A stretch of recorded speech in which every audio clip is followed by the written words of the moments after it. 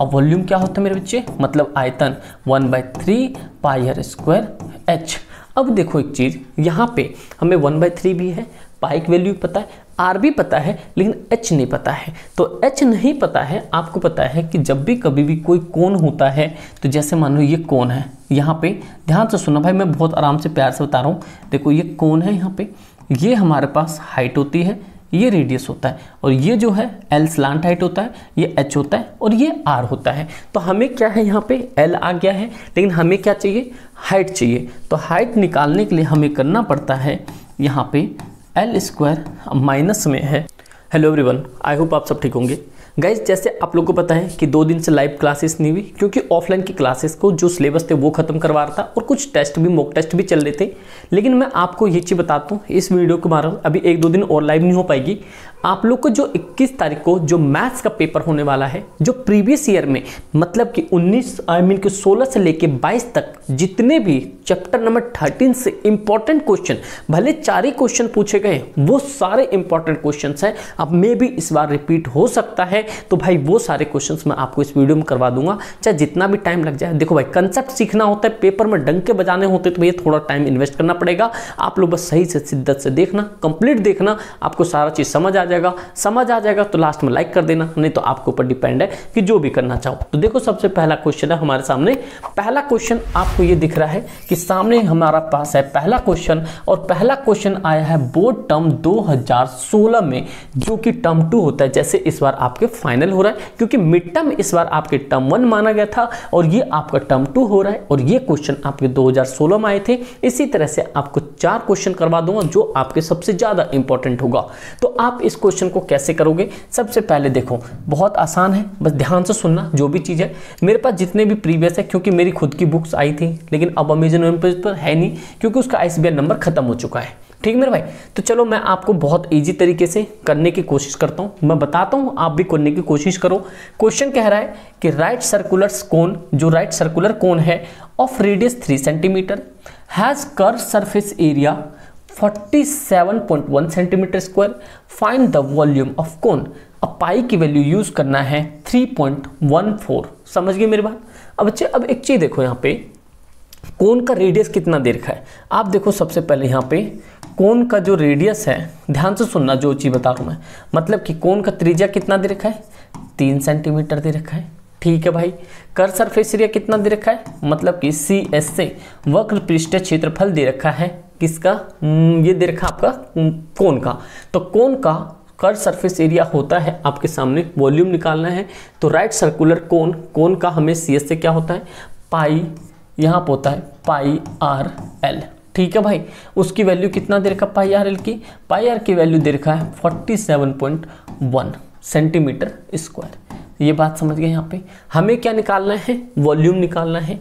तो वॉल्यूम आपको पता है क्या होता है, 1/3 पाई R स्क्वायर H। ये होता भाई, यहाँ पे क्या होता है, 1/3 पाई R स्क्वायर H। ये बात समझ आ गई। अब आगे देखो किस तरह से सॉल्व होगा ये।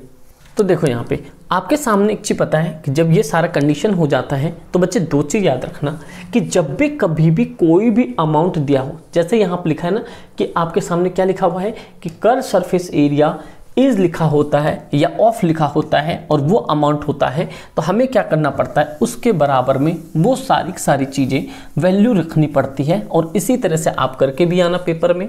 तो हमें दे रखा है यहाँ पे CS से ऑफ कोन दे रखा है कितना बच्चे, 47.1। ठीक है, क्या फॉर्मूला होता है CS से का, पाई RL ये होता है। हमें दे रखा है यहाँ पे 47.1, पाई की वैल्यू दे रखा है 3.14, रेडियस दे रखा है 3, और L नहीं दे रखा, L ऐसे रहने दो, 47.1। ठीक है भाई, ये L को ऐसे छोड़ो, 47.1 ये डिवाइड में सारी चीज़ें नीचे आ जाएगी, 1.4 मल्टीप्लाई 3। ठीक है बच्चे, समझ आ गया। ये पॉइंट हटाओ, और इस पॉइंट को हटाने के बदले ऊपर मैंने 100 लगा दिया, और ये पॉइंट हटाने के बदले से नीचे मैंने 10 लगा दिया। ये बात समझ गए यहाँ पे, क्योंकि पॉइंट हटा 1 डिजिट था तो 10 लगा दिया, यहाँ पे 2 डिजिट लगा दिया। अब देखो यहाँ पे L है, तो एक्चुअल में क्या वैल्यू हमारे पास, 47 1 × 100 अपोन में है यहाँ पे 314 इंटू ये हो गया आपका 30। तो ये 0 से आप क्या कर सकते हो, एक 0 हटा सकते हो। ठीक है भाई, अब आगे और काम क्या कर सकते हो, 2 से काट दें, 2 से काट देते हो 5 टाइम्स में, और 2 से काट देते 15 और 7 टाइम्स में। ये बात क्लियर हो गई, कोई दिक्कत परेशानी है क्या?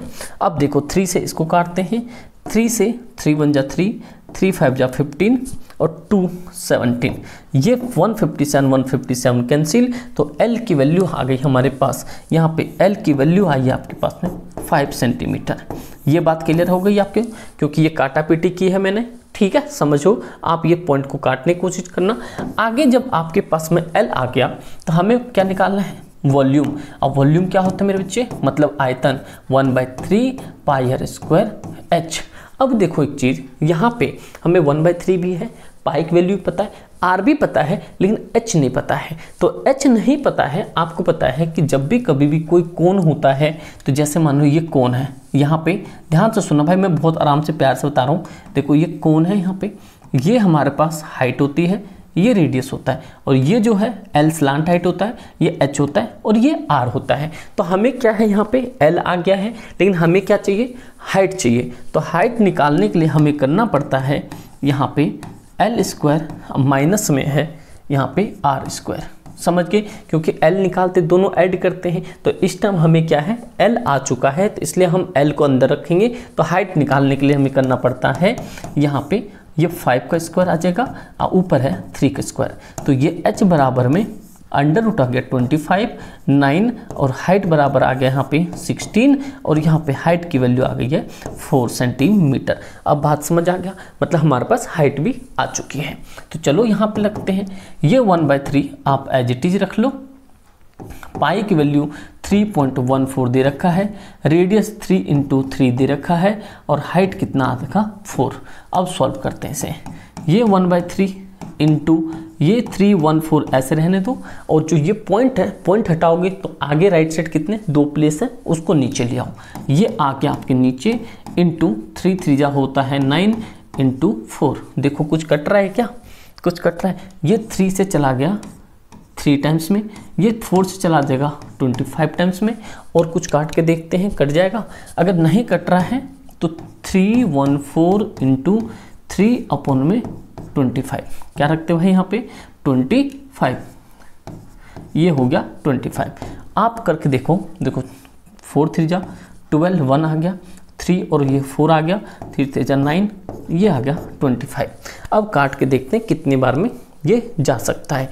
अब देखो ये 9 4 2 है, मतलब ये तो बनना 3 14 42 3 3 9 942.25 है। देखो 942/25 है। इसको काटा पीटी करोगे तो आपका यहाँ पे क्या निकल के आ जाएगा, वॉल्यूम निकल आएगा। और आप लोग मुझे इसका कमेंट करके आंसर बताना क्या आंसर आएगा। ठीक भाई, सीधा सीधा 942 को यहाँ पे कर देता हूँ।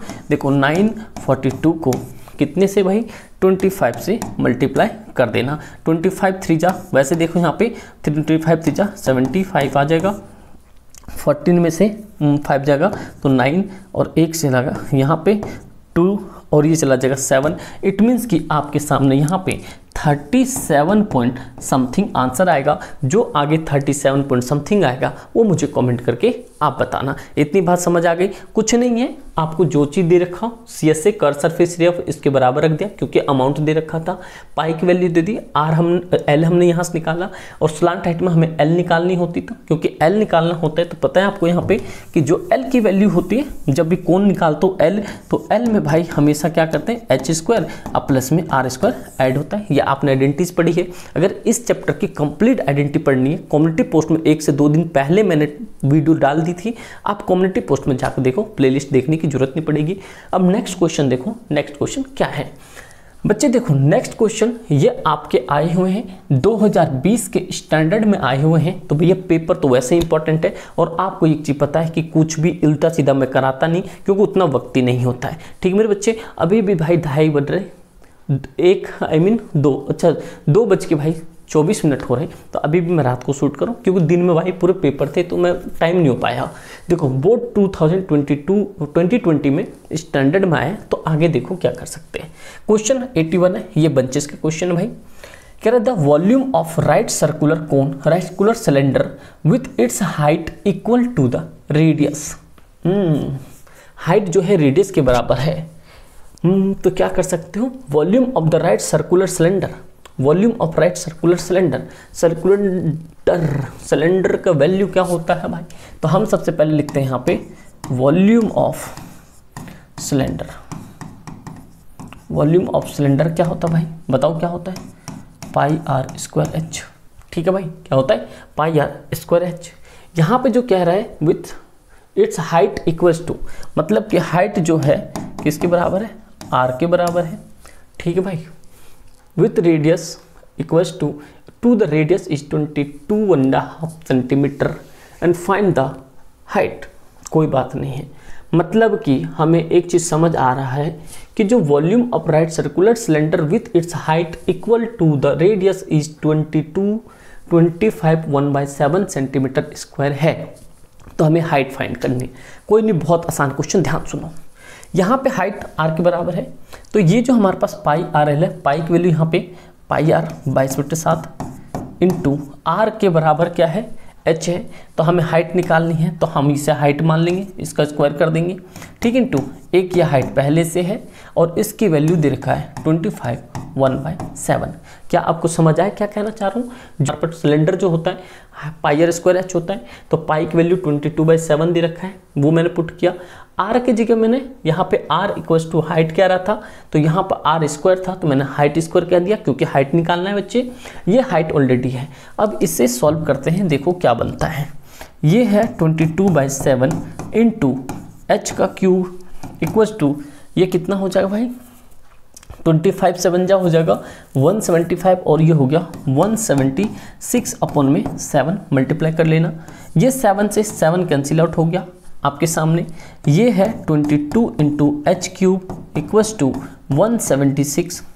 ठीक है, एच क्यूब ऐसे रहने दो, 176 अपॉन में 22 नीचे आ जाएगा, क्योंकि ये इससे नीचे आ जाएगा, डिनोमिनेटर में है।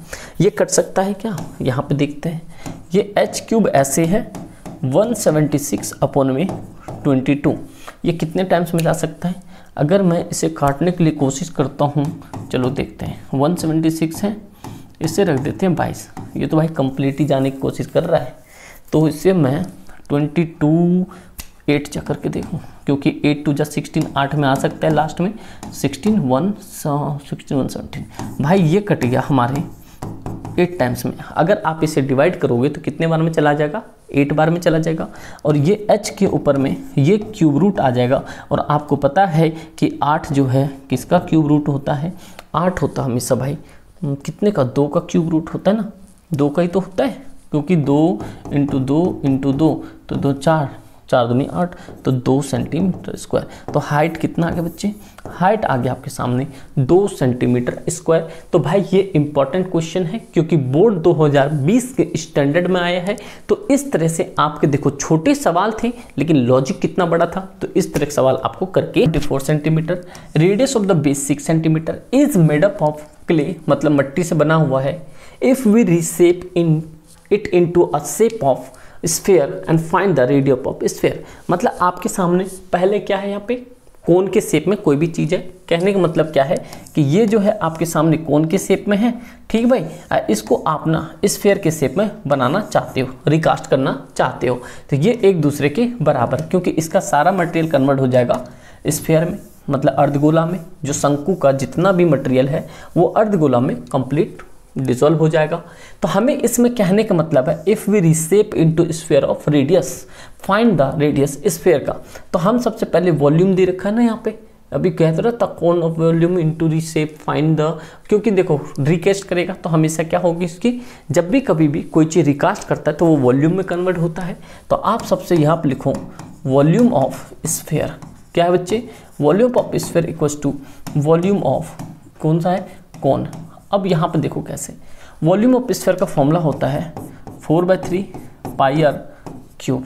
ठीक भाई, क्या होता है 4/3 पाई आर क्यूब, ये बात समझ गए। 4/3 पाई आर क्यूब इक्वल्स टू होता है वॉल्यूम का 1/3 पाई आर स्क्वायर एच, यही होता है नहीं होता। यहाँ तक ये बात समझ आ गया। अब एक चीज़ देखो, यहाँ से ये नीचे से ये कैंसिल आउट कर दो, ठीक है, नीचे से ये मैंने कैंसिल आउट कर दिया। यहाँ बच गया 4 पाई क्यूब इक्वल्स टू पाई पाई, मैं तो कहूँ पाई पाई भी कैंसिल कर देते हैं। देखो ये पाई से, अरे यार ये तो पूरा पाई कट गया, पाई से पाई क्या हुआ, कैंसिल हो गया। हमारे सामने बच्चा है 4r³, ये है r² इंटू हाइट। तो भाई 4 तो ऐसे रहने दो, 4 ऐसे रहने दो, यहाँ पे ये जो है 4 आप ऐसे रहने दो, 4 ऐसे रहने दो, r³ ऐसे रहने दो, r इंटू हाइट। रेडियस कितनी है इसकी, 6 सेंटीमीटर है, क्योंकि भाई देखो हाइट ऑफ कोन की दे रखा है ना रेडियस, तो कोन की रेडियस रखेंगे 6 इंटू 6 और हाइट कितना दे रखा 24, इसलिए 24। अब एक चीज़ देखना, यहाँ पे कोई भी इक्वल्स टू सेम नहीं कह रहा है, इसीलिए यहाँ कह रहा है कोन का जो आपके सामने कोन है, ये कोन की हाइट और रेडियस दे रखा है, लेकिन हमें स्फीयर का रेडियस पता करना है, इसलिए हमने स्फीयर के रेडियस को एज इट इज रखा है। ठीक बच्चे, अब देखो यहाँ से ये कट गया कितनी बार में, ये चला गया 6 बार में, और ये है आपके सामने r³। आप चाहो तो इसे 216 भी कह सकते हो, और r का इस पे क्यूब रूट लग जाएगा 216, और r हो जाएगा यहाँ पे 6 सेंटीमीटर। समझ गए यहाँ पे। लेकिन मैं आपको एक चीज़ सीधा बता रहा हूँ कि जब भी यहाँ पे r³ था आपके सामने 6 इंटू